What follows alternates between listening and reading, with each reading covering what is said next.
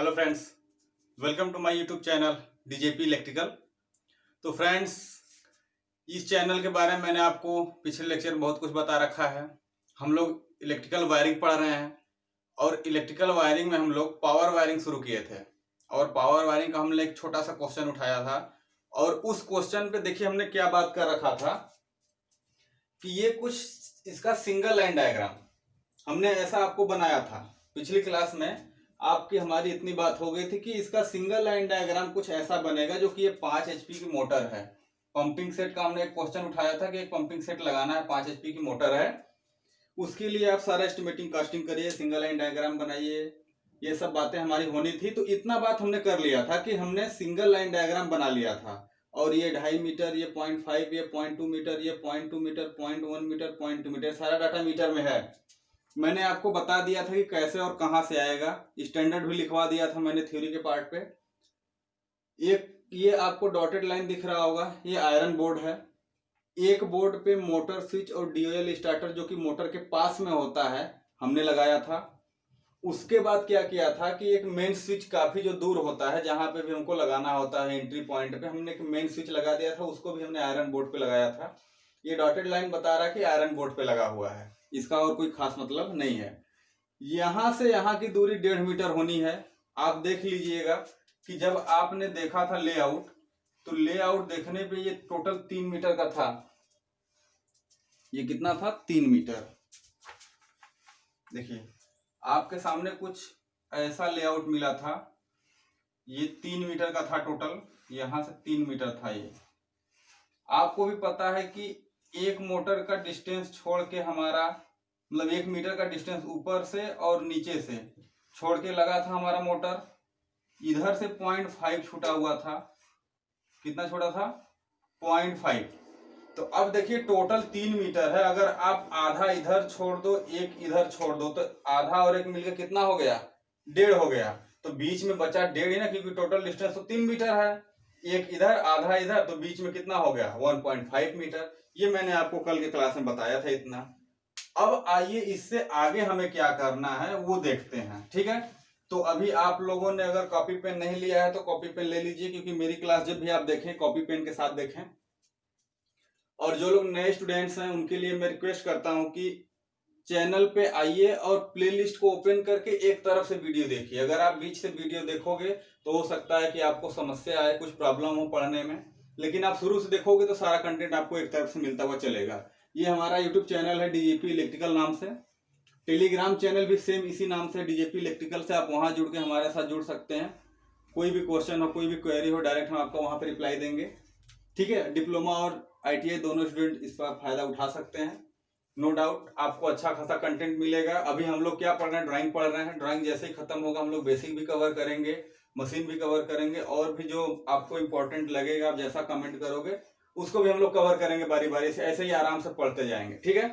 तो उम्मीद करते हैं आपको पढ़ाई में मजा आ रहा होगा। अगर हमारा वीडियो अच्छा लगे एंड तक देखिए, एंड तक समाप्त होते देखिए। अगर आपको अच्छा लग रहा है तो आप लाइक भी करिए, अपने फ्रेंड को शेयर भी करिए, ताकि ये भी फायदा उठा सकें, ठीक है। तो चलिए देखिए, सिंगल लाइन डायग्राम जैसे ही कंप्लीट हो जाता है, आपको भी पता है कि सिंगल लाइन डायग्राम से भी हमको पाइप की लंबाई और वायर की लंबाई पता चलती है।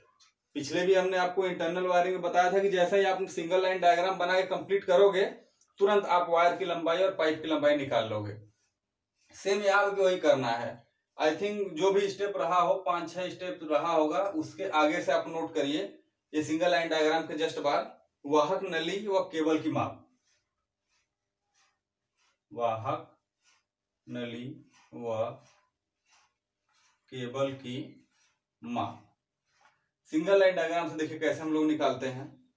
वही आपके पास एक टेबल होगा। पहला होगा तार स्थापन खंड, ठीक है। यानी कि कौन सा खंड है, ये वाला खंड है कि ये वाला खंड है, या ये वाला खंड है, ये वाला खंड है, यानी किस पार्ट का आप डिस्टेंस ले रहे हो। हम लोग यहाँ अलग अलग पार्ट का लेंगे। मेन स्विच से मोटर स्विच का अलग डिस्टेंस लेंगे, मोटर स्विच से स्टार्टर का अलग लेंगे, स्टार्टर से मोटर तक का अलग लेंगे, ठीक है। उसके बाद देखिए आपको भी पता है चालकों की संख्या आपको चाहिए, आप वो देख लोगे बड़े आराम से। फिर वाहक नली का प्रारूप,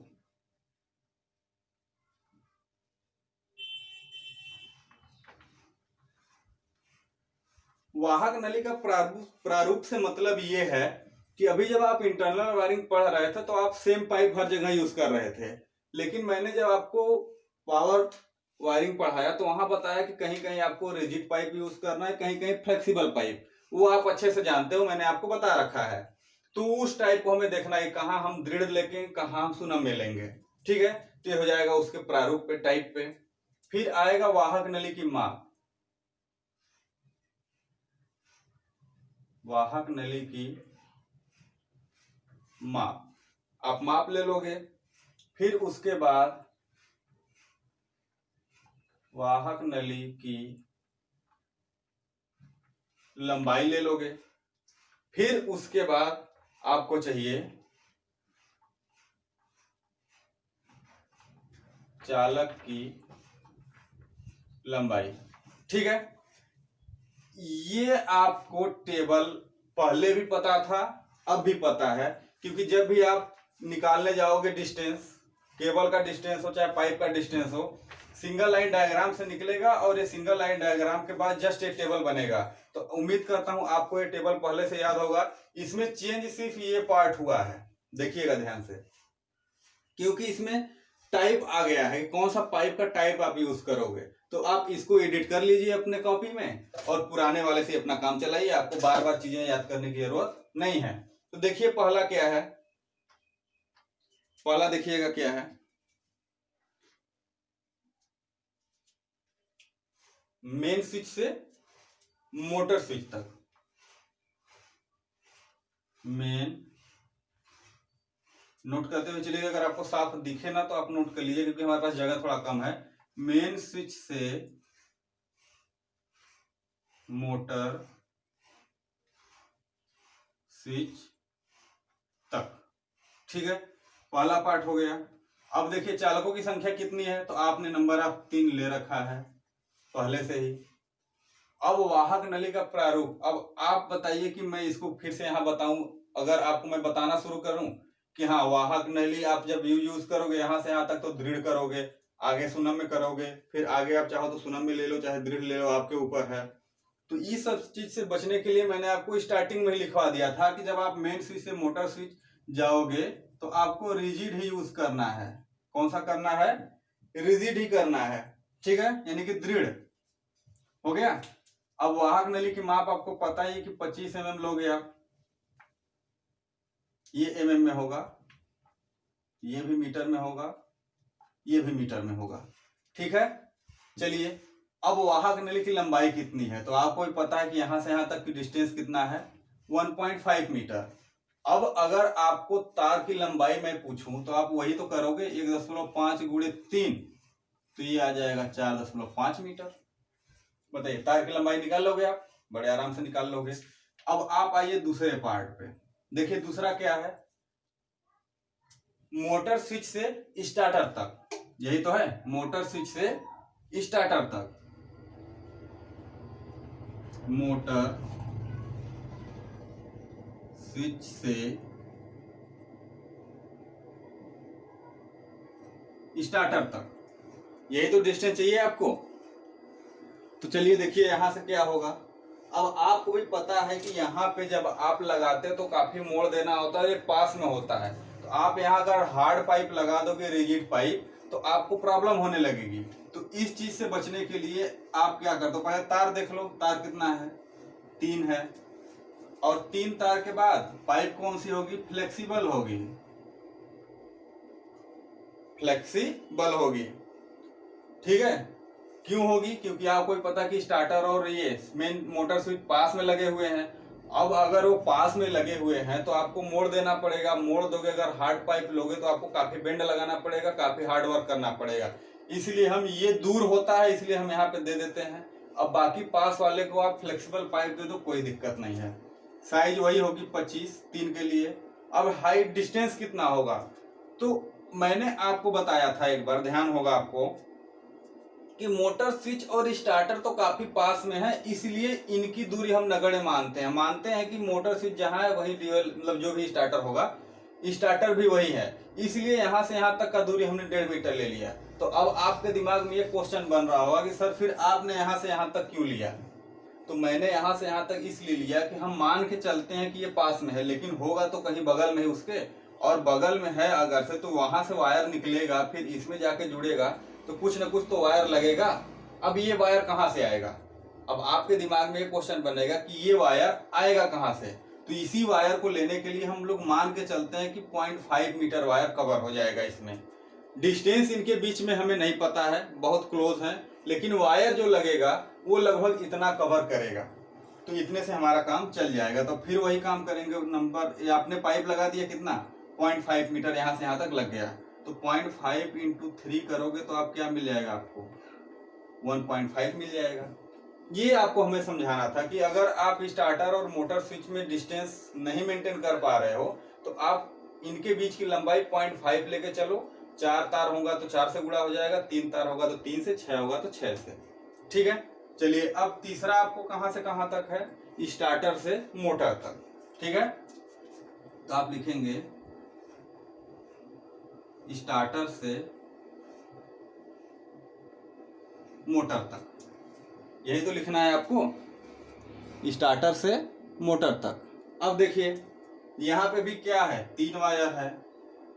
अब मैंने आपको यहाँ पे बताया था कि आप ये फ्लेक्सिबल भी यूज कर सकते हो और रिजिड भी यूज कर सकते हो, और दोनों भी कहीं कहीं आपको यूज मिलेगा। क्या करेगा, यहाँ से यहाँ तक रिजिड ले लेगा, उसके बाद फ्लेक्सिबल ले लेगा।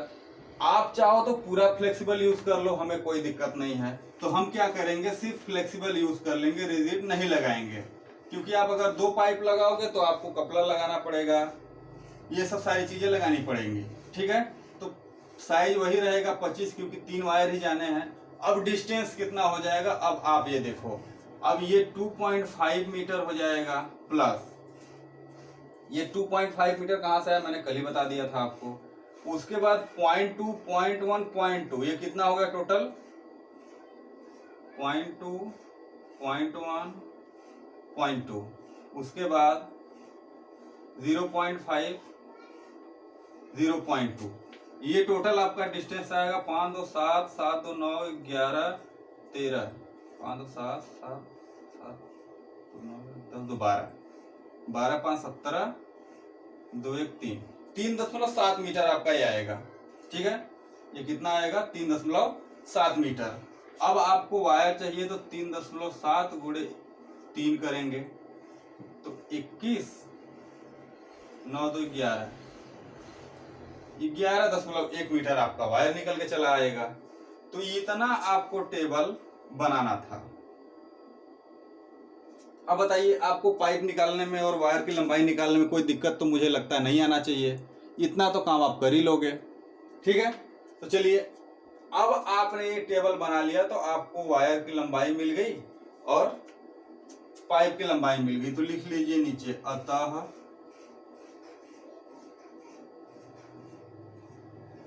वाहक नली की लंबाई, पहला देखिए रिजिड कितना है, सिर्फ 1.5 मीटर।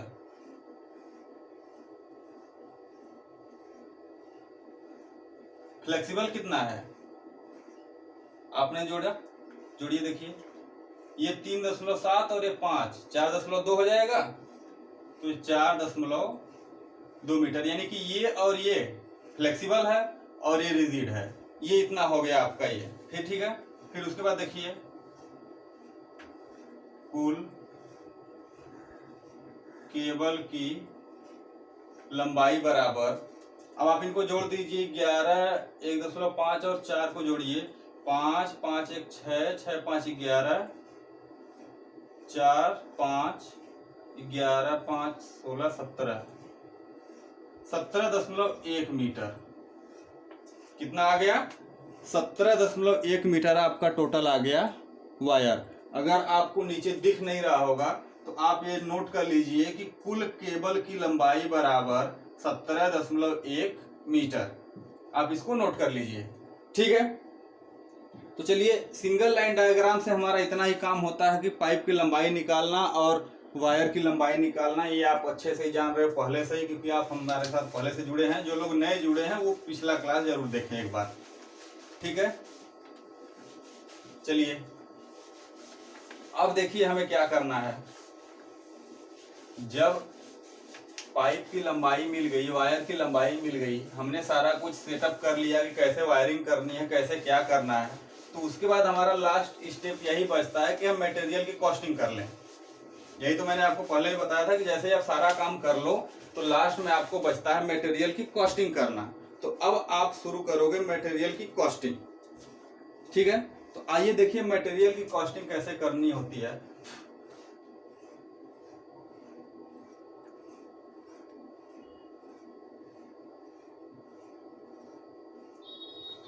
आपको मटेरियल लिस्ट में दे रहा हूं, आपको टेबल पहले से ही पता है। पहला टेबल किसका होता है? सामग्री का नाम व विवरण।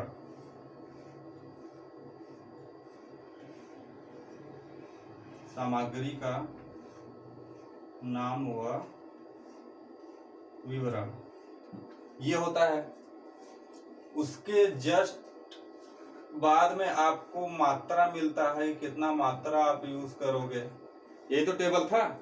उसके बाद इसकी इकाई क्या होती है, आप इकाई यूज करते हो, यानी कि संख्या में मिलेगा कि दर्जन में मिलेगा कि किलो में मिलेगा या मीटर में मिलेगा। फिर उसका दर क्या है आप ये बताते हो। फिर दर के बाद मूल्य बताते हो आप कि कुल मूल्य कितना होगा। अगर 10 रुपए का है और 20 सामान है तो 100 का गुणा कर देंगे हम, ठीक है। मूल्य के बाद हम आप लिखते हैं टिप्पणी। उम्मीद करते हैं ये भी टेबल आप अच्छे से जानते होंगे पहले से ही। 2 तो 4 1 5 4 1 5 है, ठीक है। इतना ही मटेरियल बनेगा। इतना टेबल आपके भी दिमाग में होगा, जो कि हम लोग काफी पहले से ही करते हुए चले आ रहे हैं, ठीक है। अब हमारा काम बनता है कि मटेरियल कहाँ से निकालेंगे। तो मैंने आपको एक पॉइंट बताया था कि आप एक तरफ से शुरू करो और लास्ट तक चले जाओ। तो अब जब एक तरफ से शुरू करोगे तो आपको पहले क्या मिलेगा? मेन स्विच ही तो मिलेगा। तो देखिए, पहला लिखिए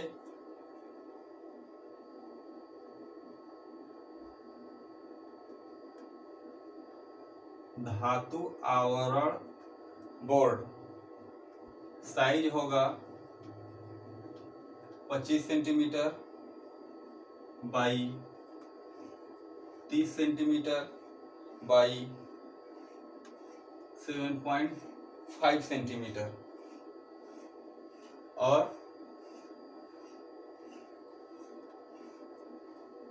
ताला व्यवस्था सहित। अब आप कहोगे सर ये क्या लिख दिया आपने, धातु आवरण बोर्ड। तो मैंने आपको जब मेन स्विच बनाया था, वो स्टार्टर और मोटर स्विच बनाया था, तो उसके बाहर एक डॉटेड लाइन दिखाया था। मैंने कहा था ये मेटेलिक बोर्ड है। तो वही मेटेलिक बोर्ड को हम मान के चलते हैं कि एक धातु का आवरण बोर्ड है। फॉर एग्जाम्पल, आपने समरसेबल ऑप्शन में बहुत सारा देखा होगा, घरों में लगा होता है आपको। तो जितना भी आपका स्विच का काम होता है, यानी स्विच गियर्स जितने भी होते हैं, उसमें एमसीबी हो, चाहे इंडिकेटर हो, चाहे कॉन्टेक्टर हो, कुछ भी हो, वो आपका एक बॉक्स में बंद मिलता है। सिर्फ आपको वहां पे जाके एक बटन दबाना होता है, एक बटन ऑन करने के लिए और एक ऑफ करने के लिए। तो वो जो सारा काम होता है एक लंबा चौड़ा और मोटे बक्से में होता है। वो यही होता है कि 25 centimetre by 30 centimetre by 7.5 centimetre ये आपको बॉक्स मिलेगा। उसी में सारा सामान आपको लगा हुआ मिलेगा। तो ये जरूरत के हिसाब से बॉक्स की साइज बदलती जाती है। इसीलिए हम सिंगल के लिए जो यूज करते हैं लगभग यही यूज करते हैं। सिंगल स्विच के लिए यही यूज करेंगे। इसमें हमारा क्या लगेगा?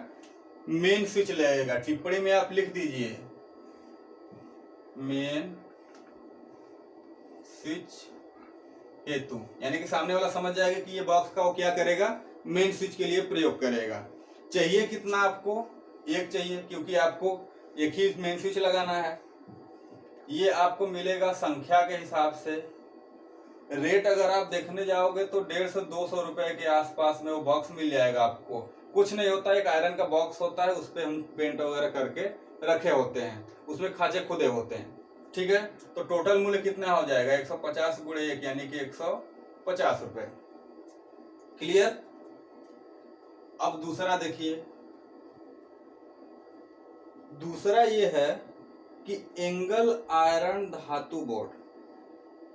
क्या चाहिए आपको? एंगल आयरन धातु बोर्ड। साइज आपका रहेगा 30 बाई 45।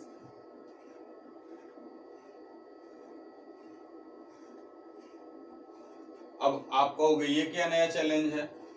तो आपने सारा सिस्टम इंस्टॉल किया है, तो आपको भी पता है कि किसी भी चीज को कसने के लिए हम डायरेक्ट कहीं दीवार पे नहीं कस देते, या फिर अगर हम कोई स्टैंड यूज कर रहे हैं तो डायरेक्ट हम स्टैंड पे चीजें नहीं कसते।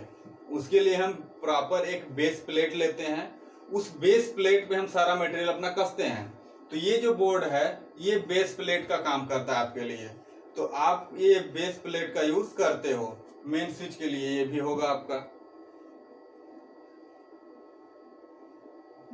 नहीं मेन स्विच के लिए तो ये हो गया आपका बॉक्स। ये होगा आपका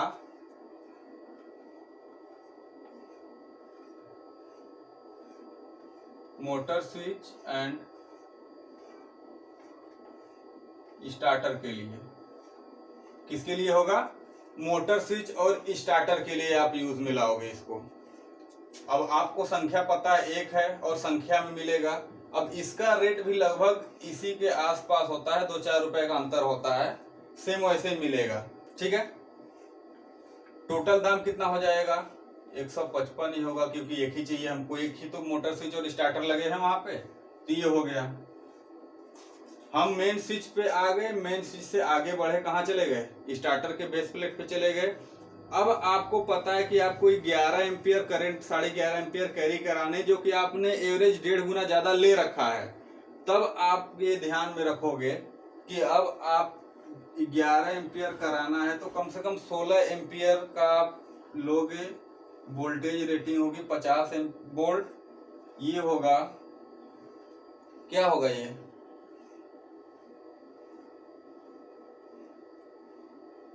TPMCB। अब ये TPMCB का मतलब क्या है? तो TPMCB का मतलब है ट्रिपल पोल MCB, क्योंकि 3 फेज सप्लाई है तो हम क्या यूज करेंगे? Triple pole. अब मेन स्विच के लिए चाहिए ये, तो मेन स्विच के लिए कितना चाहिए? एक, और एक कहाँ चाहिए? मोटर स्विच के लिए। तो आप 2 ले लो, एक मेन स्विच के लिए और एक मोटर स्विच के लिए। दोनों में तो हम MCB लगाएंगे, ये भी मिलेगा संख्या के हिसाब से। और जब आप इसकी संख्या देखने जाओगे रेट, तो ये लगभग 400 रुपए से 1000 रुपए तक के रेंज में मिलते हैं। अब MCB की ग्रेडिंग देखोगे तो A ग्रेड की आती है, B ग्रेड की आती है, C ग्रेड की आती है, D ग्रेड की, E ग्रेड, यानी कई ग्रेडिंग में आती है। उनकी ग्रेडिंग के हिसाब से उनकी कैपेसिटी होती है। तो हम अगर C ग्रेड का, ज्यादातर B ग्रेड या C ग्रेड का यूज करते हैं, तो C ग्रेड का आपका MCB लगभग 400 से 500 के बीच में मिल जाएगा ट्रिपल पोल। अब चाहिए ये 2, तो हो जाएगा टोटल 800। ठीक है, हो गया। चलिए, आपने मेन स्विच का काम कर लिया, बोर्ड लगा दिया, MCB उसमें लगा दिया। अभी हमारा स्टार्टर का काम नहीं हुआ, तो चलिए, और हाँ एक चीज और, फ्यूज नली भी तो चाहिए। फ्यूज नली नहीं, फ्यूज यूनिट। आपको फ्यूज यूनिट भी चाहिए, तो एक चाहिए, वो भी संख्या में मिलेगा। और आपको भी पता है कि फ्यूज यूनिट लगभग 200 रुपए के आसपास मिल जाएगा आपको। ठीक है, तो इसका भी दाम हो गया 200। चले आगे। अगर आप इसकी टिप्पणी लिखना चाहें तो लिख सकते हैं 16 एम्पियर के MCB के लिए। Main switch and motor switch के लिए। ठीक है, अब 5वां चलिए। अब थोड़ा सा मैं स्पीड बढ़ाने जा रहा हूं, क्योंकि अब आपको भी आइडिया लग गया है कि हम कहां से शुरू किए और कहां आगे चल रहे हैं। ठीक है, अब वाहक नली। वाहक नली में आपका पहला रिजिड होगा, क्या होगा? रिजिड होगा। दूसरा होगा फ्लेक्सिबल।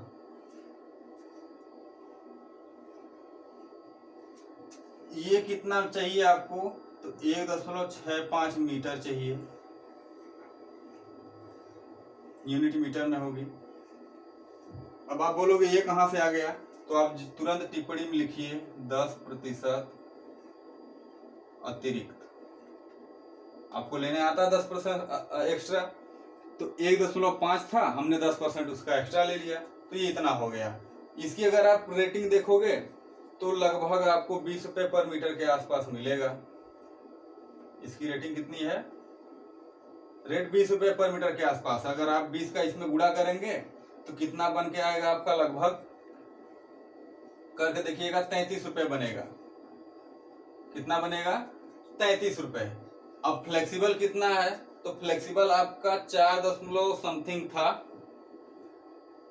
4.2 या ऐसे कुछ था। अगर उसका हम 10% लेके चलेंगे तो 4.26 आएगा, मीटर में आएगा। ये आपका लगभग 15 रुपए मीटर के रेटिंग से मिलता है। ये भी आपका 10% एक्स्ट्रा होगा। तो 15 का इसमें आप अगर गुणा करोगे तो आपको लगभग 70 रुपए मिलेगा।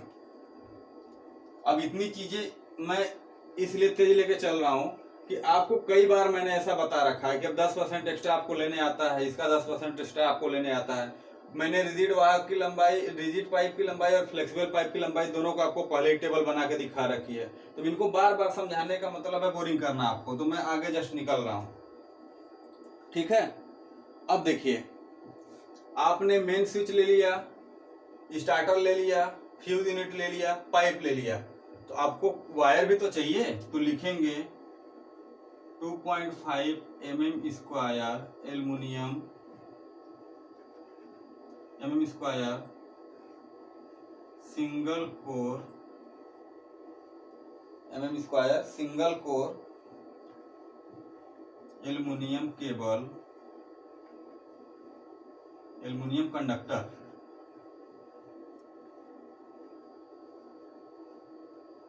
PVC cable. ग्रेड होगा इसका 500 वोल्ट ग्रेड। ग्रेडिंग कितनी होगी? 500 की, नहीं तो आपको 220 में भी मिल सकता है। ठीक है, तो ग्रेडिंग पे आपको ध्यान रखना है। 3 फेज का यूज करोगे तो आपको 500 वोल्ट की ग्रेडिंग लेनी है, और सिंगल फेज का करोगे तो आपको 250 वोल्ट की ग्रेडिंग लेनी है। तो 2.5 mm square single core aluminium conductor PVC cable, 500 voltage की ग्रेडिंग होगी। अब आप बताइए कि इसका मैंने आपको लंबाई पहले दे रखा है। ये अगर 18.81 मीटर लोगे आप तो ये 10% एक्स्ट्रा है। इसकी रेटिंग आपको लगभग 8 रुपए पर मीटर के हिसाब से आती है। अब अगर 8 का इसमें गुणा करोगे तो लगभग 150 रुपए बैठेगा। ठीक है, 150 रुपए का बैठेगा ये। इतना करने के बाद उम्मीद करते हैं अब आपको दिखाई नहीं दे रहा होगा, तो हम चलते हैं आगे।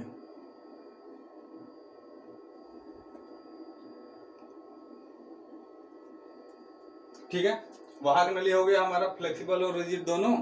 उसके बाद सिंगल कोर केबल हो गया एल्युमिनियम का, 18 मीटर, 10% एक्स्ट्रा है, 150 मीटर। ठीक है, चलिए अब इतना नोट करने के बाद हम आपको ले चलते हैं आगे की कहानी पे कि आगे हमारी कहानी अभी तक कहाँ चली। तो 6 पॉइंट हुए हैं, अभी और भी मटेरियल यूज होना है। तो अब उम्मीद हम आपसे ये करते हैं कि आपको मटेरियल की कॉस्टिंग करने में कोई दिक्कत नहीं आनी चाहिए। आप सिर्फ एक तरफ से सामान गिनते हुए चलिए और उनको लगाते हुए चलिए। अगर आप इधर उधर करोगे, कभी आपने स्विच ले लिया, कभी आपने पाइप ले लिया, कभी वायर ले लिया, कभी ये ले लिया, तो आप क्या करोगे? खुद ही फंस जाओगे। मटेरियल आपको या तो छूट जाएगा या तो आप जल्दबाजी में नहीं निकाल पाओगे जल्दी। तो इस चीज से बचने के लिए आप एक तरफ से स्विच पकड़िए, चाहे वो मेन स्विच हो चाहे वो मोटर का काम हो, एक तरफ से। मैं आपको मेन स्विच से नहीं कह रहा हूँ, आप नीचे से भी चल सकते हैं, कोई दिक्कत नहीं है। ठीक है, तो 6 पॉइंट मैंने आपको बताए। अब देखिए 7वें पे आप क्या यूज करोगे। पाइप ले लिया आपने, पाइप मुड़ा हुआ है तो बेंड भी तो चाहिए, तो लिखेंगे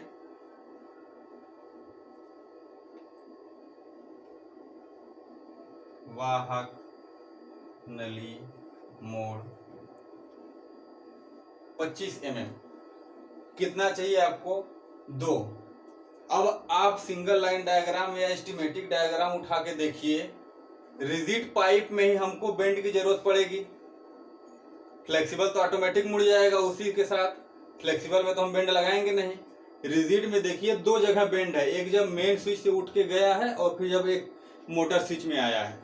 देखिए आपको 2 जगह बेंड दिख रहा है, अगर नहीं दिख रहा होगा तो ध्यान से देखिए कि कहाँ पे बेंड है। एक बार मेन स्विच से उठाया वायर, फिर कहाँ गया है, मोटर स्विच के पास गया, फिर मोटर स्विच में आके लगाए, तो एक यहाँ बेंड हो गया, एक यहाँ बेंड हो गया।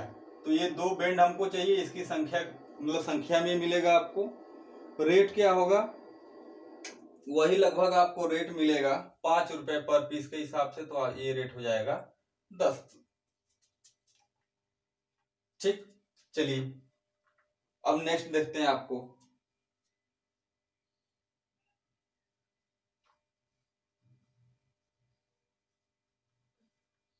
PVC gland. अब आप कहोगे पीवीसी ग्लैन क्या होता है, तो अब आपको भी पता है कि आपकी फ्लेक्सिबल पाइप जाके बॉक्स में जुड़ रही है, चाहे वो मोटर का टर्मिनल बॉक्स हो, चाहे वो स्टार्टर से निकलने वाला बॉक्स हो, कहीं ना कहीं से आपका पाइप निकलेगा।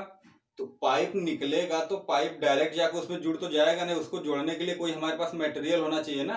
तो एक पीवीसी ग्लैन आता है। आप क्या करते हो, पीवीसी ग्लैन को आप पाइप के सहारे उस बॉक्स में डाल के कस देते हो, वो उसके साथ जितना आप कसते जाओगे उसके साथ और फिट होता जाएगा, फिट होकर टाइट कर देगा उसको। फिर वो आप हिलाओगे तो हिलेगा नहीं, फिर आप उसमें से वायर डाल के निकालो, कोई दिक्कत नहीं होगा। ऐसे ही आप छोड़ दोगे तो आपकी पाइप इधर उधर झूलती मिलेगी। तो पीवीसी ग्लैन का मतलब क्या है कि एक ग्लैन ही होता है सिंपल, सिर्फ फ्लेक्सिबल पाइप को जोड़ने के लिए। किसको जोड़ने के लिए? लिख लीजिए इसको, इसमें फ्लेक्सिबल पाइप को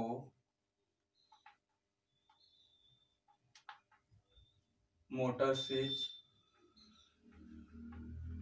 स्टार्टर, बोर्ड में जोड़ने के लिए, ताकि आपको बाद में ध्यान रहेगा कि पीवीसी ग्लैन होता क्या है। ठीक है, आपने ग्लैन देखा होगा, अगर आप ग्लैन नहीं देखे होंगे तो आप जाएंगे इंडस्ट्री वगैरह में तो आपको ग्लैन मिल जाएगा। सिंपली उसमें नट बोल्ट वगैरह सिस्टम होता है कि आप पाइप में डालकर उसको कसते जाते हो तो पाइप को फिट करता जाता है। ठीक है, बस आप इतना समझ लो कि पाइप को फिट करने के लिए ग्लैन का यूज करते हैं। हाँ, इसकी संख्या कितनी चाहिए आपको? तो 4 जगह आप देखिए, उसमें देखिए एक फ्लेक्सिबल पाइप मोटर स्विच से निकली है और स्टार्टर में गई है, तो यहाँ पे भी जोड़, यहाँ पे भी जोड़, 2 हो गया। फिर स्टार्टर से निकलेगा और मोटर में जाके लगेगा, तो एक इधर स्टार्टर में, एक इधर मोटर में। टोटल हमको कितने चाहिए? 4 चाहिए। ये भी संख्या के हिसाब से मिलेगा। अगर आप इसका रेटिंग देखोगे, मतलब रेट देखोगे कितने रेट का है, तो ये लगभग आपको 30 रुपए में पड़ता है। तो टोटल रेट कितना हो जाएगा? 120 रुपए। सिर्फ ये पीवीसी ग्लैन नहीं आता, ये आपको आयरन ग्लैन भी मिलता है, मतलब लोहे के लिए भी मिलता है। जब आप केबलिंग करते हो, आप लोगों ने देखा होगा काफी मोटी मोटी केबलें होती हैं, 100 mm की, 150 की, 200 की, 300 की। इतनी जब भारी भारी mm की केबलें होती हैं तो इनको डायरेक्ट पैनल बोर्ड में नहीं कसा जाता, वही ग्लैन लगा के पैनल बोर्ड में फिट कर देते ताकि केबलें न हिले। तो ग्लैन का काम वही होता है कि केबल को फिट करना, लेकिन यहाँ हम लोग पाइप के लिए यूज कर रहे हैं। ठीक है, 9वां देखिए क्या है, बुशिंग। क्या है? बुशिंग। अब आप कहोगे बुशिंग का क्या काम है? पीवीसी ग्लैन 25 mm, इसकी साइज बतानी होगी आपको, नहीं तो किसी भी साइज का मिल सकता है, ये नोट कर लीजिएगा 25 mm। बुशिंग आपको चाहिए 2। पहले मैं बता दूं बुशिंग का काम क्या है। अब आपने क्या किया कि जो फ्लेक्सिबल पाइप है उसको तो जोड़ दिया बॉक्स में, क्या जो रिजिड पाइप है वो डायरेक्ट उसी में रहता है मिला हुआ, वो हार्ड है तो नहीं जुड़ेगा। तो उसको जोड़ने के लिए हम लोग बुशिंग का यूज करते हैं। बुशिंग में भी वही काम होता है जैसे फ्लेक्सिबल पाइप के लिए ग्लैन है, सेम वही जोड़ने के लिए बॉक्स में बुशिंग का यूज करते हैं किसके लिए, रिजिड पाइप के लिए। तो ये दो चाहिए, क्यों, क्योंकि आप देखिए मेन स्विच से निकला है और मोटर स्विच में जाके लग गया है, यहीं तक तो हमारा रिजिड पाइप लगा हुआ था, दृढ़ पाइप। तो दो चाहिए हमको, एक यहाँ से निकला है मेन स्विच से वहां, और एक मोटर में जहां जाके लगा है वहां पे, तो दो से हमारा काम चल जाएगा। ठीक है, चलिए अब इसका रेटिंग देख लीजिए कितने रेट का आता है। तो इसका रेट तो शायद मैंने ध्यान नहीं दिया कितने का आता है, मिस हो गया मेरे से।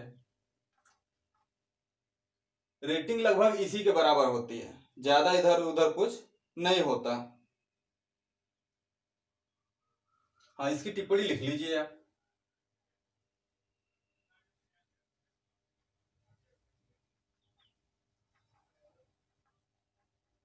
रिजिड पाइप को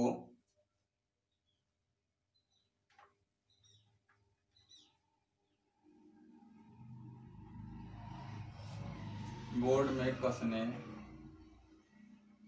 के लिए, ठीक है, बोर्ड में कसने के लिए आप क्या यूज करोगे, बुशिंग।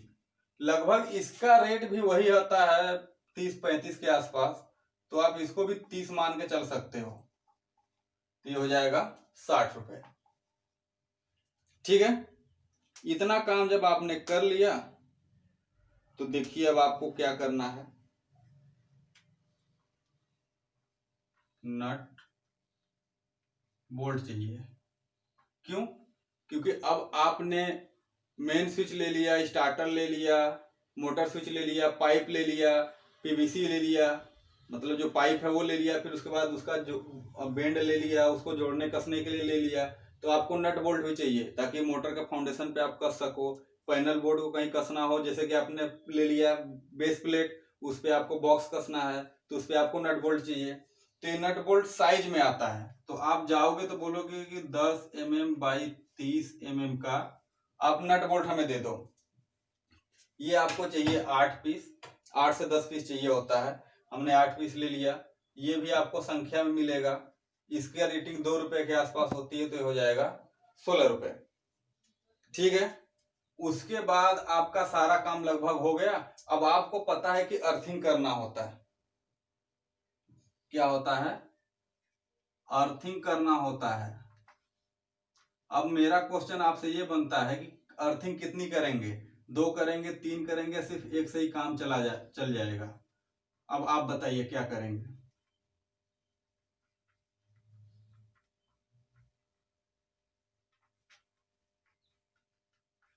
बताइए क्या करेंगे आप।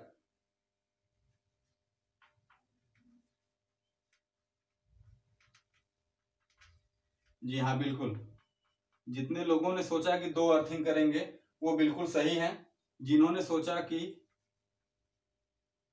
1 अर्थिंग करेंगे वो गलत है।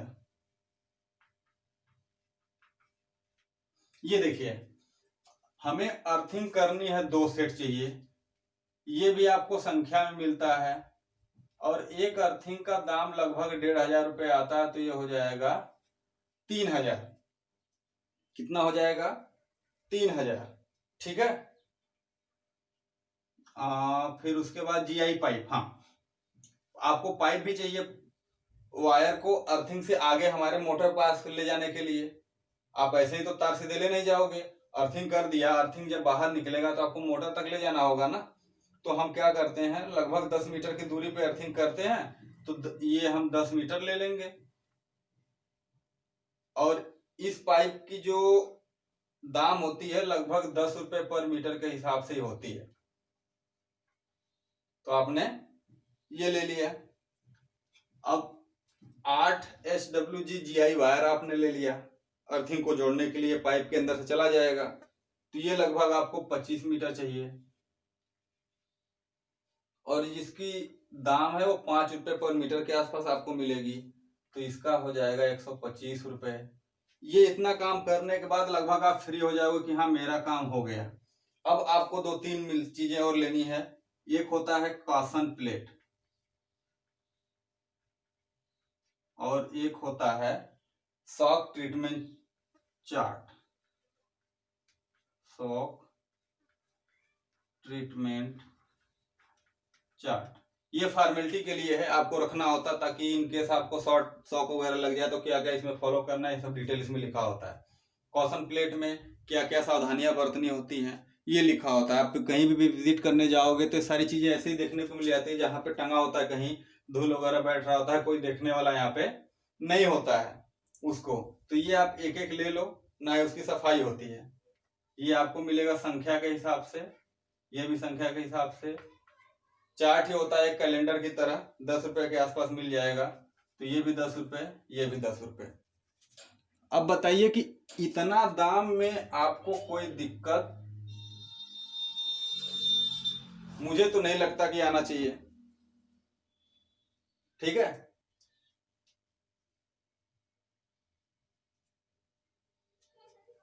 बुशिंग का आप दाम लगभग 25 रुपए कर लो,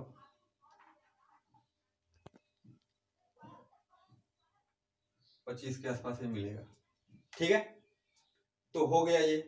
अब आप अगर टोटल मूल्य को ऐड करो तो मेरे हिसाब से ये 5000 आना चाहिए। कितना आना चाहिए? 5000। आप यहीं पे नीचे जस्ट इसके लिखेंगे टोटल,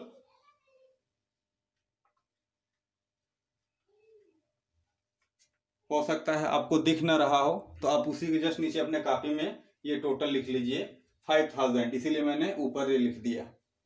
ठीक है, अब बताइए कि आपको आगे से कोई दिक्कत नहीं आनी चाहिए मटेरियल की कॉस्टिंग करने में, क्योंकि सबसे बड़ा प्रॉब्लम तो यही होता है कि आप मटेरियल की कॉस्टिंग कैसे करोगे।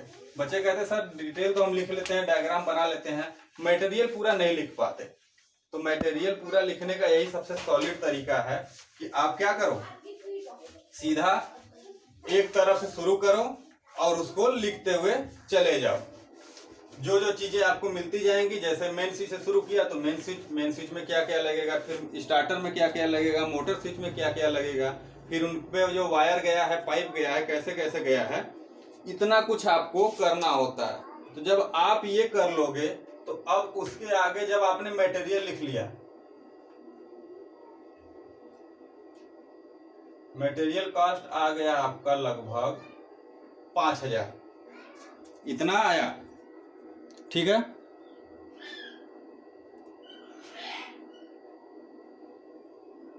मटेरियल कॉस्ट कितना आ गया?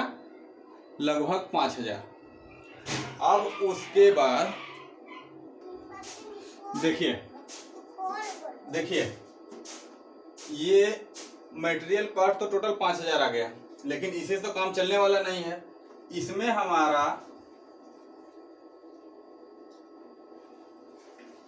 मजदूरी भी तो कुछ लगेगा, और मजदूरी देखिए क्या क्या लगेगा। पहला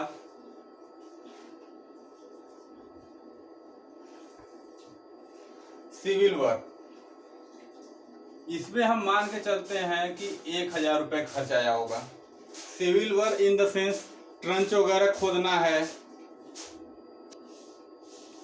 लगभग 1000 रुपए सिविल वर्क में बैठ जाता है। ट्रंच वगैरह खोदना है, फाउंडेशन तैयार करना है, ये सारी चीजें, यानी कि जो फिजिकल काम आप वहां पे करते हो सिविल से रिलेटेड, वो सिविल वर्क में चला जाता है। तो कितने में आएगा? लगभग मान के चलते कि 1000 रुपए में पूरा हो जाएगा। आप 2 मजदूर रख देंगे, वो 1000 रुपए लेंगे, एक दिन में आपका सारा काम कर देंगे। ठीक है, दूसरा खर्च आपका वायरिंग में भी तो आएगा, कि जो बंदा आपका वायरिंग करेगा वो ऐसे फ्री में तो कर नहीं देगा। तो अब यहाँ पे आपकी कॉमन सेंस काम करती है। अब आपको पता है कि एक मोटर का इंस्टॉलेशन पूरा करना है, हमें पाइप डालना है, वायर डालना है, कनेक्शन करना है, इसमें कम से कम 2 दिन का टाइम लगेगा अगर 2 आदमी काम करें। तो अगर हम एक आदमी का दाम 500 रख लें, जो कि काफी एक्सपर्ट है, और एक उसके साथ बंदा जो आएगा वो हो सकता है एक्सपर्ट ना हो लेकिन उसकी हेल्प काफी अच्छे से कर रहा हो, तो उसका दाम 300 रुपए पर डे के हिसाब से, और ये 2 दिन में काम खत्म हो जाएगा, हमारा ये उम्मीद है। तो हम ये मान के चलते हैं कि 5 3 8 दुना के 1600 रुपए खर्च आएगा मजदूरी में, 2 दिन में इतना काम हमारा कर देंगे। तो अब देखिए व्यय आपका आ जाएगा 5000 प्लस 1600 प्लस 1000, ये टोटल कितना हो गया? 5 6 7 7600। ठीक है, कितना आ गया आपका? ये 7600, ये आपने निकाल लिया। अभी इतना सही काम नहीं चलने वाला। अभी आप कहोगे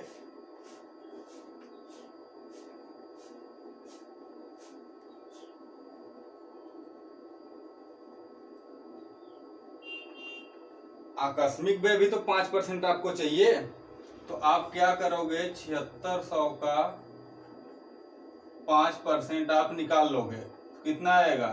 5 है का 30, 5 7 35, 3 38, 380 रुपए के आसपास आपका आ जाएगा 5%। तो अब आप कहोगे कि ये हो गया इतना। अभी हमने बताया कि अर्थिंग सेट आपको मिलता है, तो आप ये नोट करके रख लीजिए कि जो बंदा आपकी ये वायरिंग करने आएगा वो अर्थिंग का काम नहीं करता। अर्थिंग के लिए दूसरे बंदे एक्सपर्ट होते हैं जो सिर्फ अर्थिंग का ही काम करते हैं।